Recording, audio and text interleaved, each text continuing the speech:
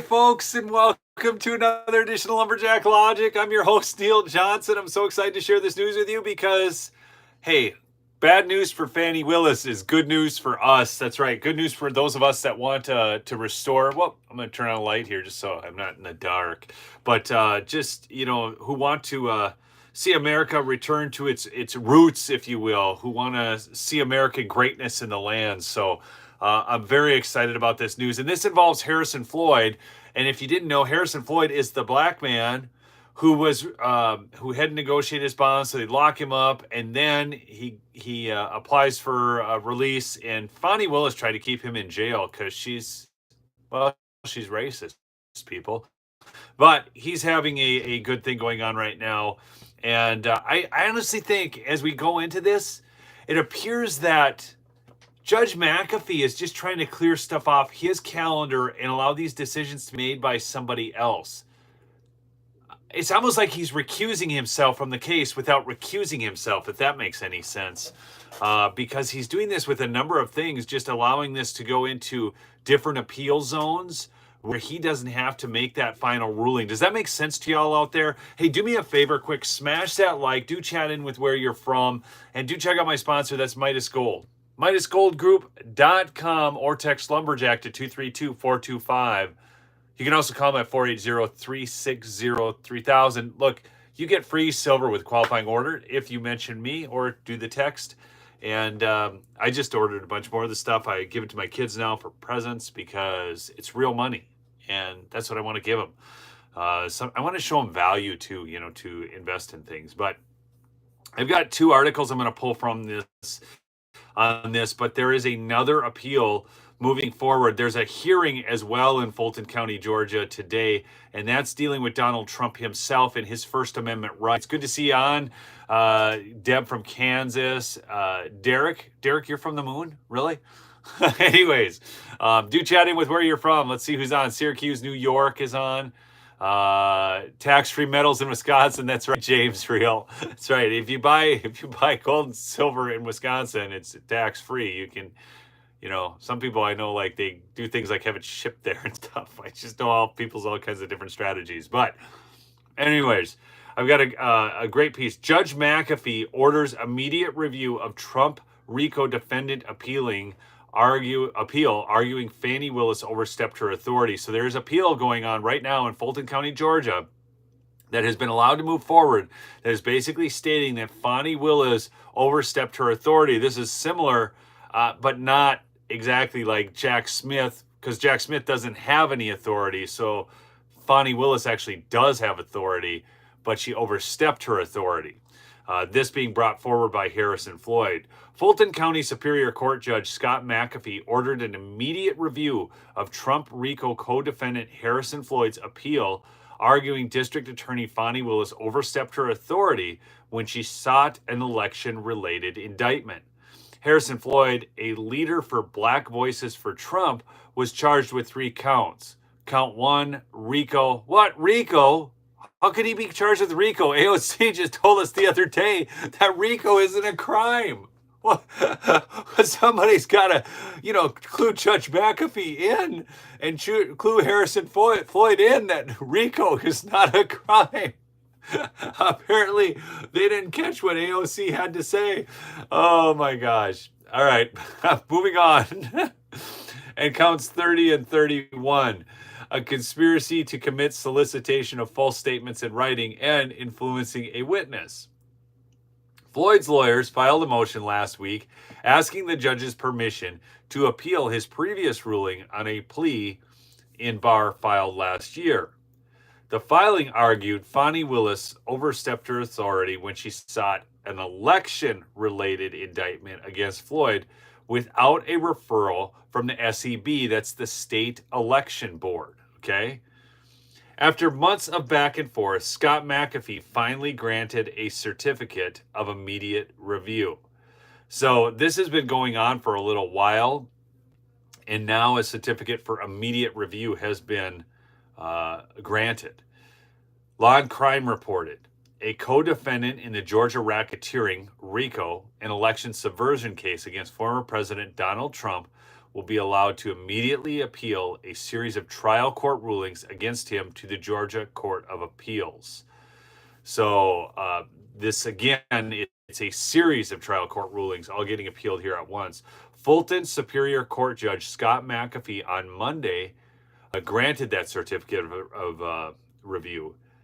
McAfee has on several prior occasions denied arguments advanced by Floyd that Fulton County District Attorney FANI Willis was operating beyond her jurisdiction when her office began an election-related investigation and subsequently when charges were filed.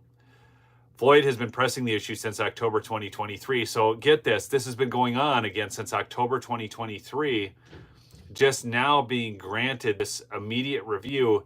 And what's interesting about this is, again, I really believe it just seems like McAfee, I believe he knows that FANI Willis is bad. I mean, he talked about the odor of mendacity. He talked about, the terrible judgment, her terrible lapse in judgment, all of that. But again, he's worked with her, and it somehow seems like he's just trying to move this off his plate. What do you guys think out there? I mean, what do you think? It seems like he's just trying to push this stuff on to other judges to make these decisions because he knows she's not good, but he doesn't really want to make the call. It's interesting to me. So Yak, Montana, Hankster the Gangster. Good to see you on. Yak, Montana. Is there good elk hunting in Yak? I don't even know where that is. So, okay, so Hippy Dippy says, exactly, I agree, cowardly. Baby Lung says they probably have something over the judge. Actually, the judge seems pretty good in terms of, like, if you look at his past rulings and whatnot, I don't think this judge is terrible. By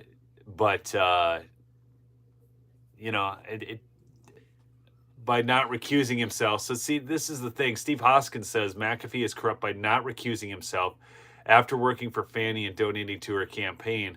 It's, that's the thing. I mean, recusals in these legal battles, they all seem to be intertwined, these people. So, I mean, at some point, everybody's got to recuse themselves. I don't always know, because I try and look at this, through some nonpartisan lens as best I can. And you guys know that I'm a conservative, so I can be pretty partisan, obviously. But looking at legal cases, but the problem is these judges so often don't seem to have a judicious mind. They don't seem to be able to see things judiciously or impartially. So, but it just seems like with his recent rulings, he's just putting things off. Floyd has been pressing the issue since October 2023, arguing Willis's office did not have authority to investigate or present authority to bring election-related charges against the defendant absent a referral from the state election board. So again, this relates to the fact that she never got a referral from the state election board. Where did she get a referral from, people? Answer that question in the chat. See if you can get this. I've got another story I'm going to drop on FANI Willis later today about this, but where do you think she got a referral from if she didn't get it from the state election board? I mean, where would she? I mean, why would she do this? Seriously, why would she do this? Yeah, the White House, exactly, Dave and Amy. The White House, Douglas. Not only the White House, and then I see James says Raffensperger, Garland. That's right, and also the J6 committee. So the real RICO case, as I've covered before, is the collusion between the White House, January 6th, the Georgia Secretary of State, and Fulton County. That's the racketeering. You've got 4 different government agencies going after a former president who was president at the time of these actions. He had a right to make a speech. That is a First Amendment right. And it's certainly his right to look into something that he feels was done wrongly or unjustly. He is the president of the United States of America. So that's another thing that's being argued this morning. I'll get into that in just a second. The state replied to those arguments last November, and Floyd's attorneys replied to the state last December. So there's already been this back and forth, but I'm gonna go just on this same issue. I'm gonna skip ahead to another article. Let me get to the part I want to get to on this. So McAfee has on several previous occasions rejected arguments raised by Floyd, okay, that she acted outside her jurisdiction. Floyd, of course, we just commented, it's been since last October. The court first ruled against Floyd's arguments about the scope of Willis's power on January 9th, finding that Willis did in fact have concurrent jurisdiction with the Peace State's election officials, and they did not require a referral from the board to bring voter fraud charges.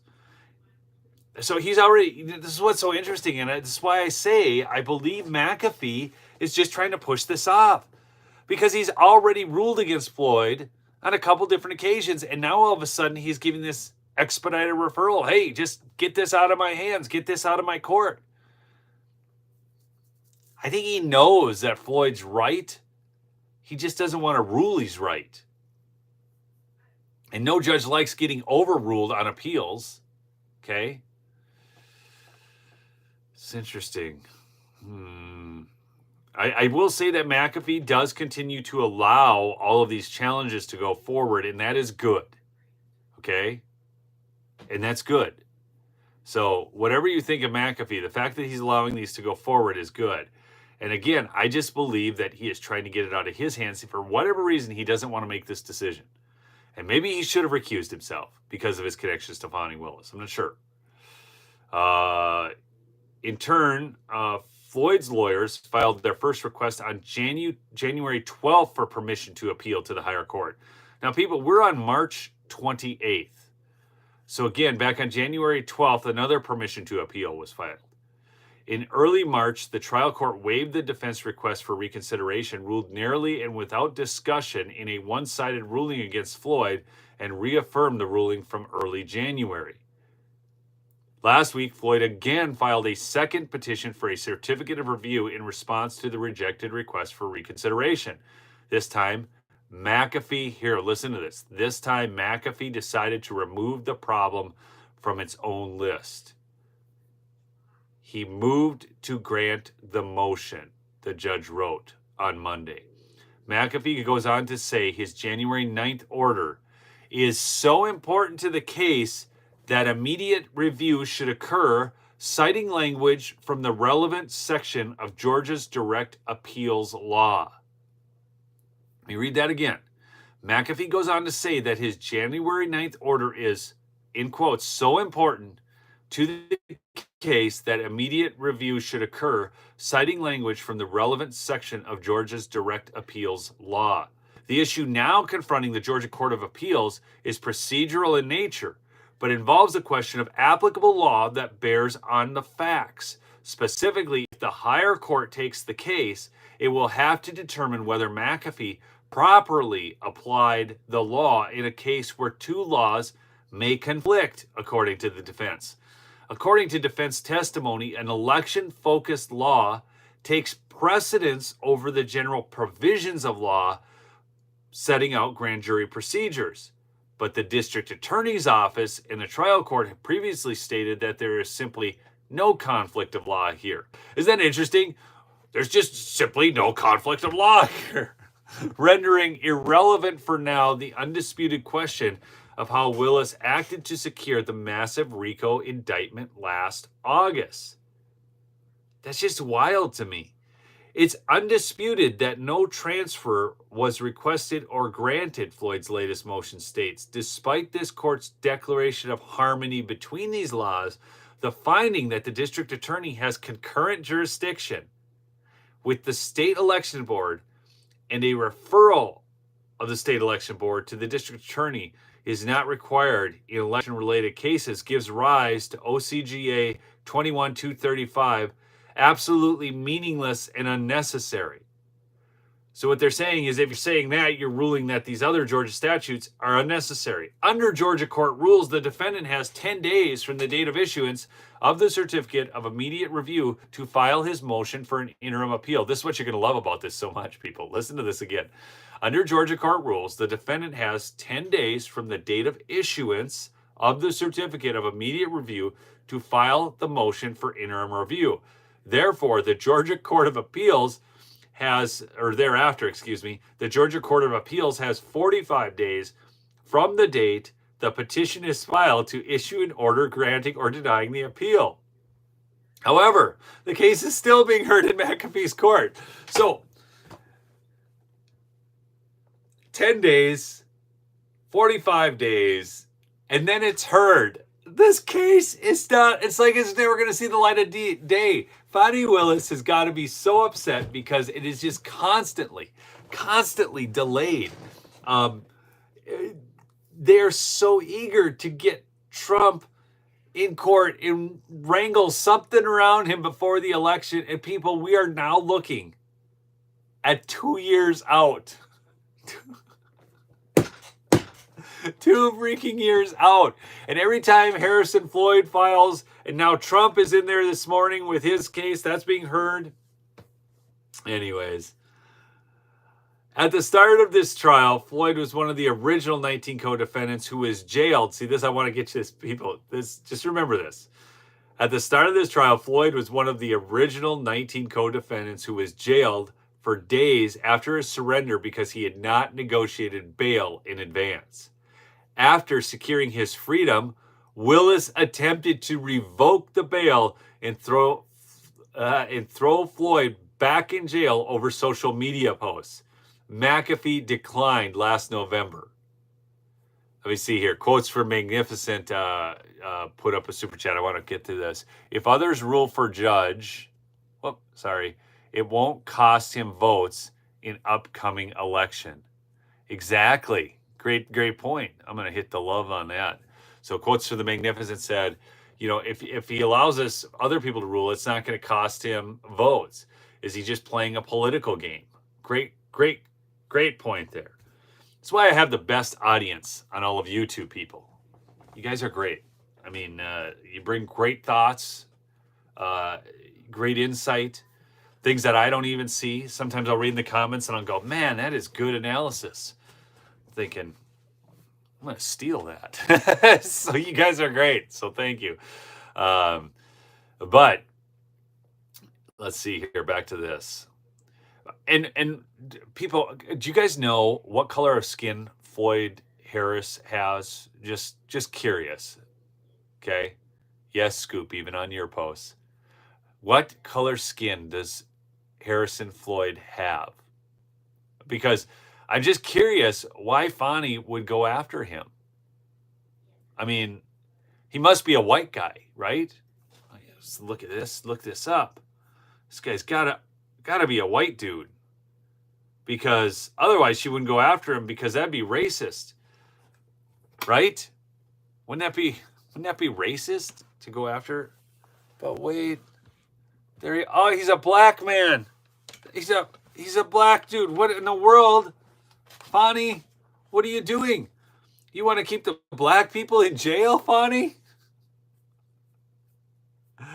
Did I say Harrison Ford instead of Harrison Floyd? No, Harrison Ford is white. But anyways. Again, McAfee didn't let her do that. He allowed Floyd to get out by posting his bail. But FANI didn't want him to. Floyd's formal certificate of approval is the second certificate of immediate review issued to date in this case. Progress in the case has been stalled since January due to a motion to disqualify Willis, which was granted and partially denied earlier this month. Last week, McAfee allowed the defense to immediately appeal that ruling as well. So both of those are in process right now while the case is allowed to move forward. But FANI Willis is so upset because she's got to go over here. In fact, I'm going to pull up from CNN. Let's just go through the different cases here. Here, one new update. Let's see what's going on here. The hearing is now underway. That started 12 minutes ago. I'll give you an update as that comes in. That is, so if you guys didn't know, there's a hearing in Fulton County this morning. That's involving Trump and his First Amendment rights. Over whether the charges in the Georgia election case against former President Trump should be dismissed due to his First Amendment. Trump's lead attorney in Georgia, Stephen Sadow, is expected to argue that the former president's political speech is protected by the First Amendment and therefore he cannot be criminally prosecuted. That makes total sense. How is it that you can be prosecuting somebody for holding a political rally? Does that make sense to any of you, yes or no? He holds a rally and he says peacefully and patriotically, protests. What? Does that make sense to anybody out there in my chat? Is there some far left lunatic liberal in the chat right now who can explain how this makes sense? In any normal world, how this makes sense? Yes or no? Okay. No. Ruth J says no. This is crazy. The judge will also hear arguments over 2 additional motions to dismiss the charges from Trump's co-defendant, David Schaefer. Schaefer has argued that he was not part of the broader conspiracy, but rather was attempting to comply with the advice of legal counsel. Fulton County District Attorney FANI Willis is not in the courtroom where members of the prosecution team are assembled. She doesn't want to be on camera. Okay, so that's going on right now this morning, right? But here, they go on about how Trump is, this is CNN. CNN, they're excited that Trump is juggling a busy court and campaign calendar. So just to show you people how wild this is, I'm going to pull my phone here. Look at this. This is the calendar. Okay. So you can see there all those dates. So, but those are the days that you're in court. Those are the deals when certain things are filed. That doesn't mean that there's not more days that you're going to be in court, because the hush money criminal trial starts April 15th.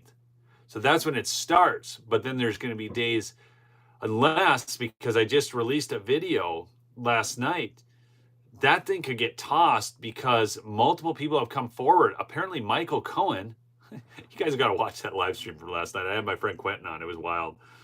But Michael Cohen, it wasn't Donald Trump having the affair with Stormy Daniels. It was Trump's lawyer, Michael Cohen. And apparently it had been going on since the mid-2000s. What? So the lying lawyer, Michael Cohen, he's a convicted liar. And then Michael Avenatti, again, another liar, along with a porn star, are trying to bring Donald Trump down in a case where the relationship never happened. This reminds me of E. Jean Carroll. And I want to say, look at what happened in the E. Jean Carroll case. That corrupt judge out in New York still allowed that verdict to go through. Now it's getting appealed. And I think he's going to win on appeal, especially as more and more has come out. If you guys haven't seen, that's some wild videos on E. Jean Carroll. Go search my channel for the E. Jean Carroll videos. I have some throwback footage of her that will blow your ever-loving mind. They'd be on the Trump playlist for sure. There's a lot of good videos on the Trump playlist.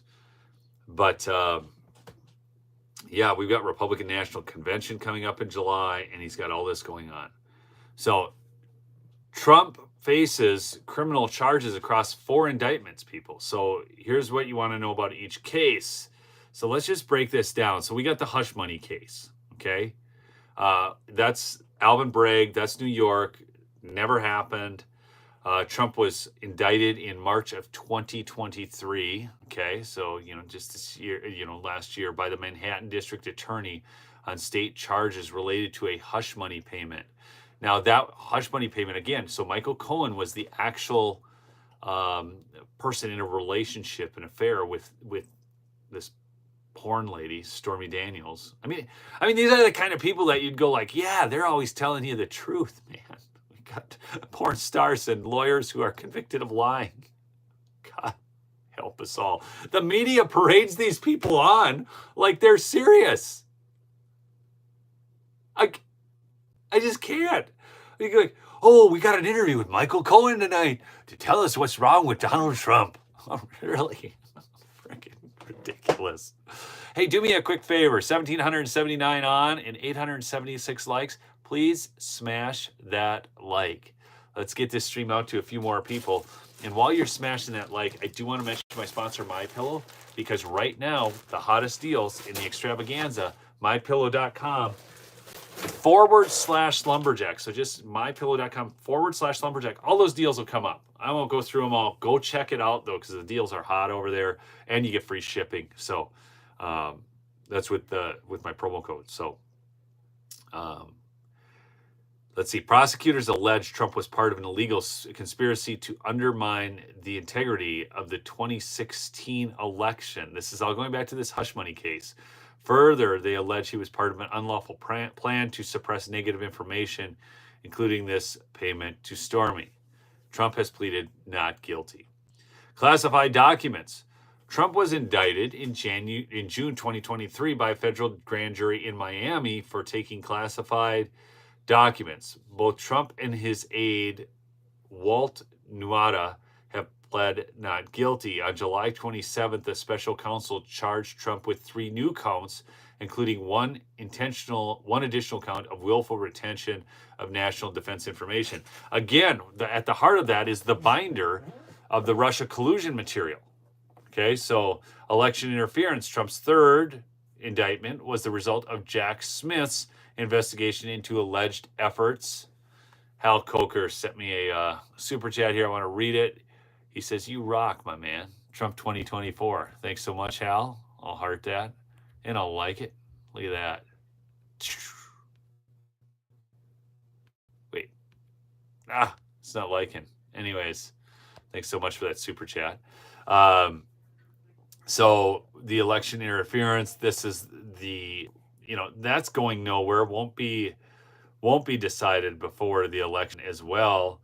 This whole idea about, he tried to delay the certification. Do they not remember 2000, 2004, 2016? Anytime that a Republican president has won, they've always wanted to delay the certification. They've gotten up in Congress. So what makes this so different? And then you got the Fulton County case, which we have updates on, and I'm going to get to right now, which we've been talking about. Let's see what's going on. Trump attorney says then President Trump's actions in 2020 were core political speech and can't be prosecuted. So this is Stephen Sadow said that this is core political speech. I don't think there's any question that says statements, comments, speech, expressive conduct that deals with campaigning or election have always been found to be at the zenith of protected speech, Sadow said. What do we have here? Sadow asked. We have election speech, which is protected from government restriction. And prosecutors say Trump's First Amendment claims are a matter for a jury. So the prosecutors are saying that's a matter for a jury. No, this is so stupid. Listen to the insanity of this.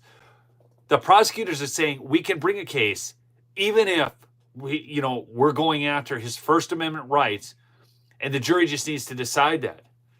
No, you don't bring a case against somebody's First Amendment rights and try to claim it as something else. Otherwise, everybody would have to go through unfair persecutions in this case, all the time, when they're not breaking the law at all.